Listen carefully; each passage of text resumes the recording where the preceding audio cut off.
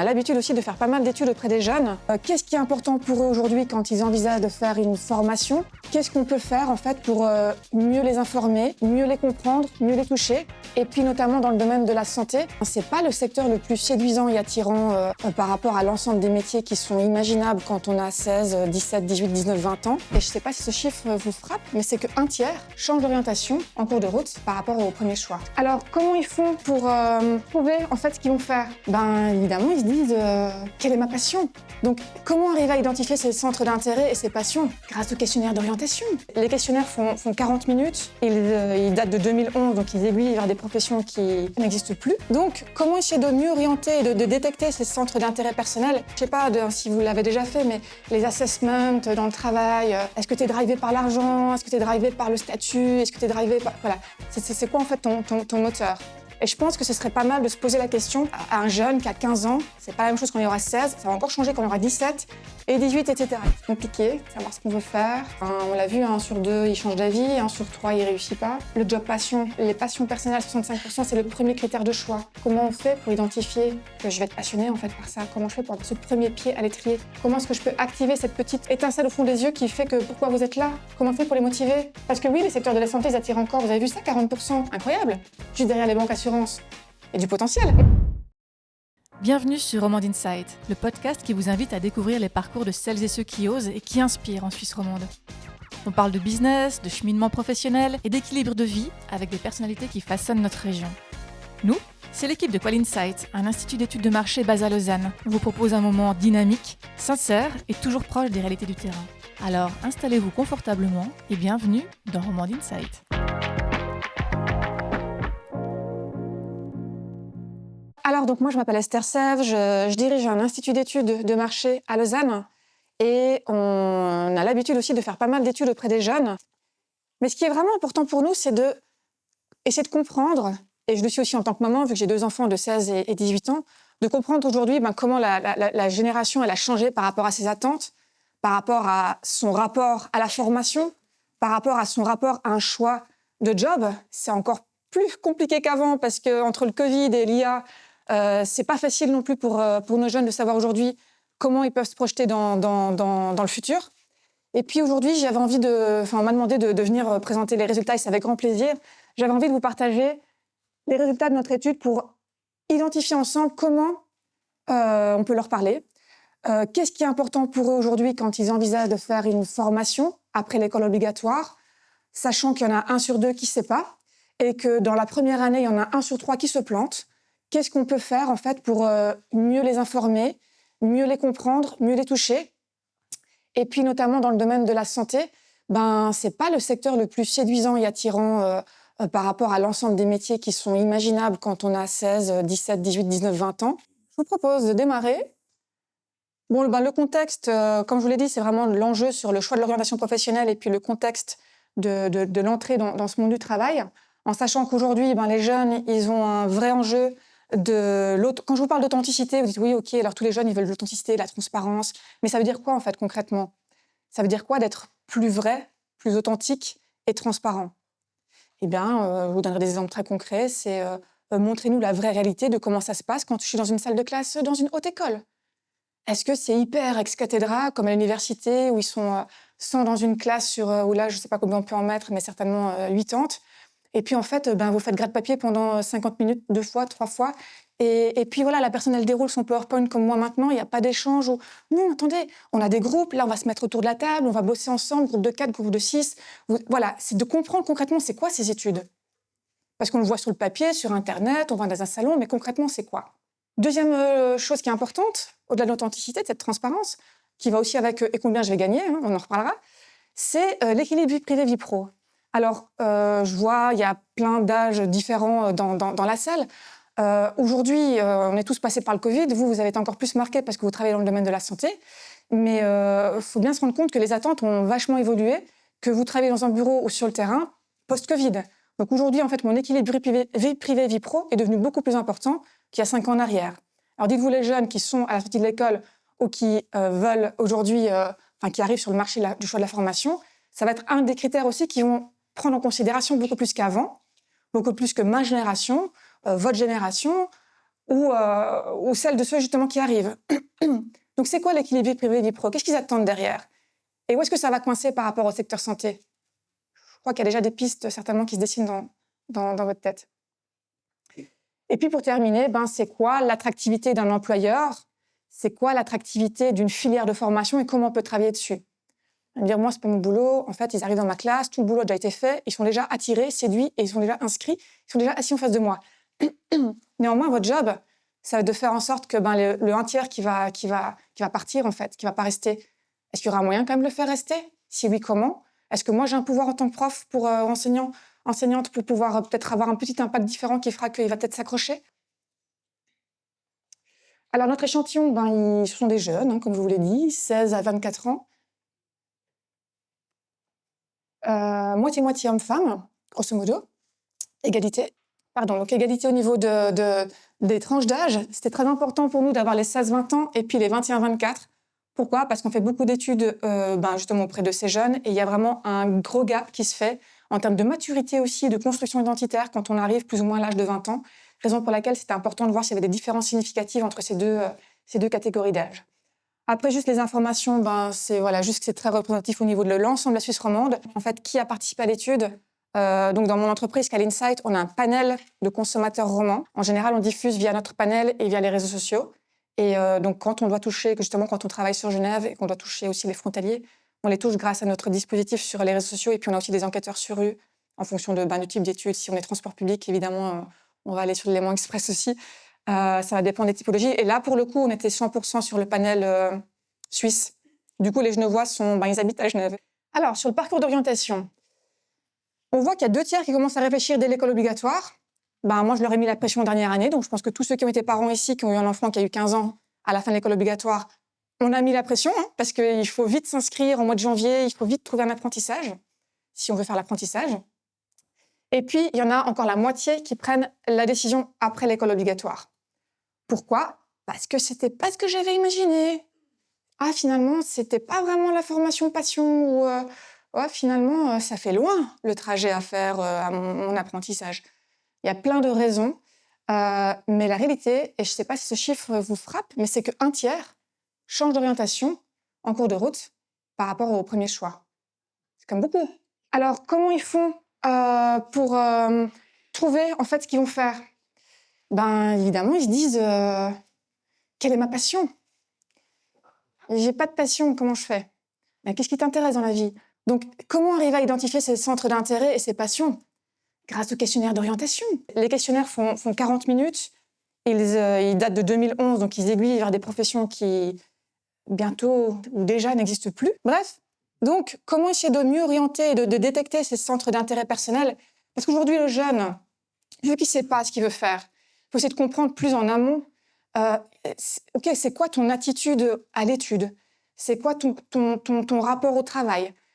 C'est un peu comme quand, je ne sais pas si vous l'avez déjà fait, mais les assessments dans le travail, est-ce que tu es drivé par l'argent? Est-ce que tu es drivé par le statut? Est-ce que tu es drivé par... Voilà.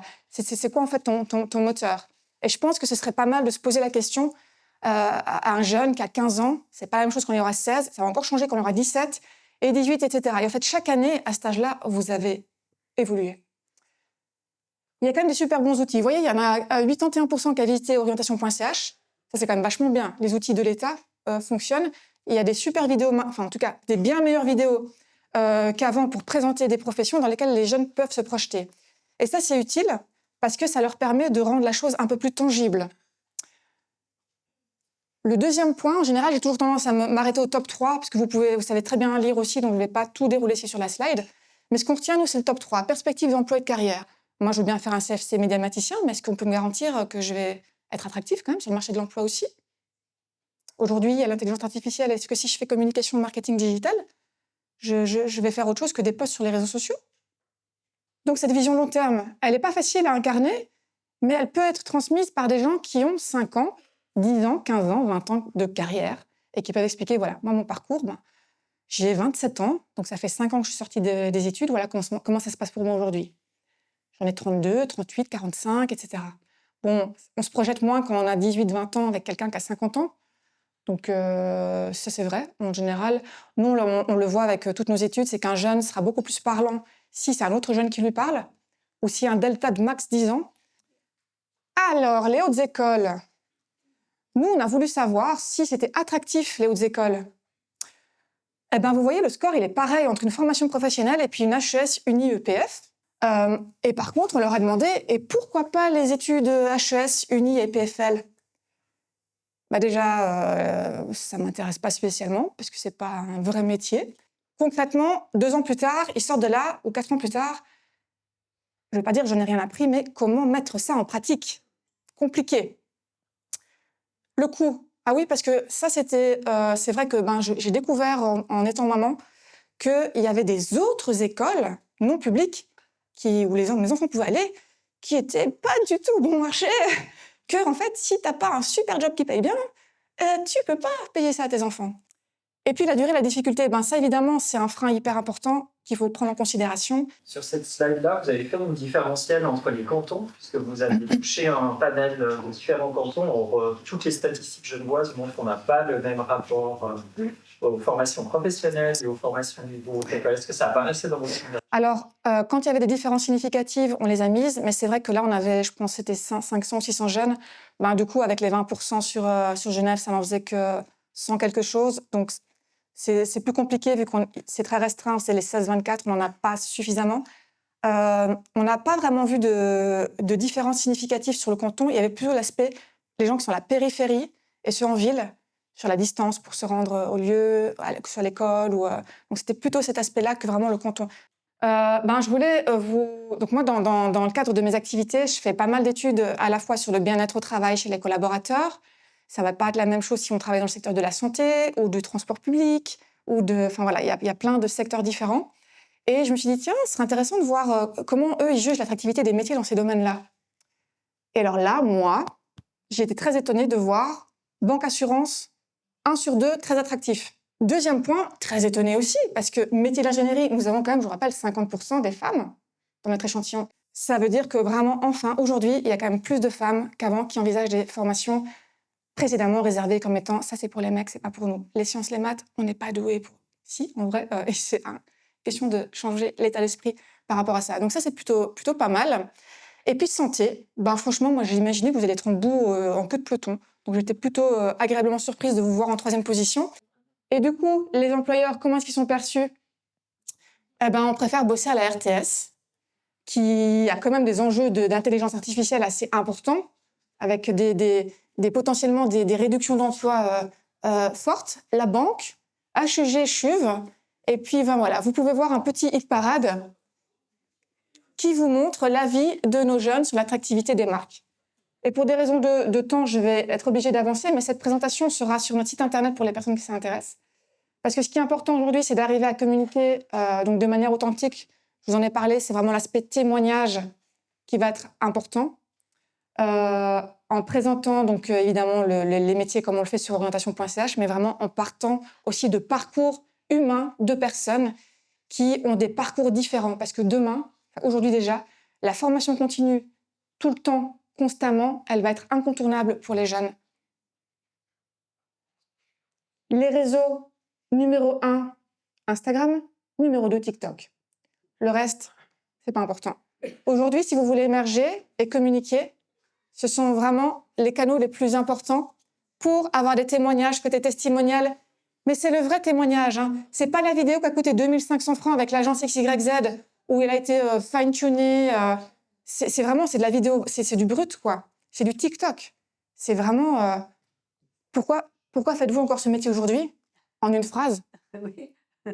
La passion. La passion. Mais qu'est-ce qui vous anime? Qu'est-ce qui a fait que c'était un métier passion? Comment vous l'avez su que c'était un métier passion? Eh bien, parce que j'ai du plaisir tous les jours.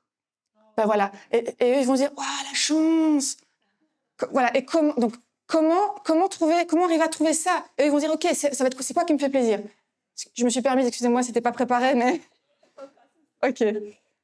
Mais voilà, et c'est important. Et ça va être du brut non préparé, comme je l'ai fait maintenant, du TikTok, quoi, sans filtre. C'est ça l'authenticité. Donc, clairement, combien je peux gagner si je sors infirmière première année, après 5 ans d'expérience. Je suis infirmière avec 5 ans d'expérience. Je fais quoi aujourd'hui? Est-ce que je pourrais un jour manager une équipe? Mais est-ce que tu as envie de manager une équipe, en fait? Ou est-ce que tu veux juste gagner plus d'argent? C'est quoi le moteur? Pourquoi? Et comment on peut t'accompagner pour atteindre tes rêves, tes objectifs et peut-être tes objectifs de salaire? Parce que une autre étude que je ne peux pas vous montrer, mais là, on a fait l'autre étude auprès des jeunes, sur leurs craintes aujourd'hui, parce que vu que moi, j'ai des jeunes et ils sont un petit peu inquiets quand même sur leur futur, la deuxième crainte, c'est j'ai peur de ne pas avoir assez d'argent, en fait, de ne pas m'en sortir financièrement après mes études avec le job. Ça vient devant le climat.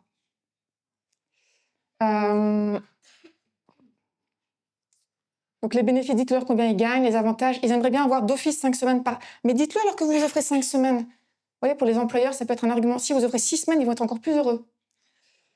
Comment faire un travail flexible avec une balance vie privée, vie pro quand on est sur le terrain, quand on est infirmière? Comment est-ce qu'on peut vendre le côté flexibilité et liberté de travail quand en fait, ben non, pendant 10 heures, tu es déconnecté de ton téléphone et tu tryhardes?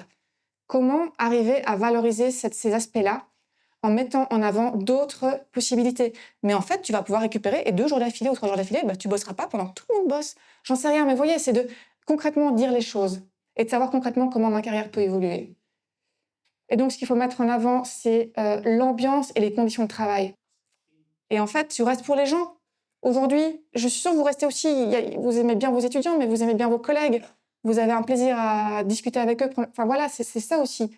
Comment on vend l'ambiance et les conditions de travail? Rémunération, avantage social, c'est facile. Ça peut facilement se mettre sur une affiche.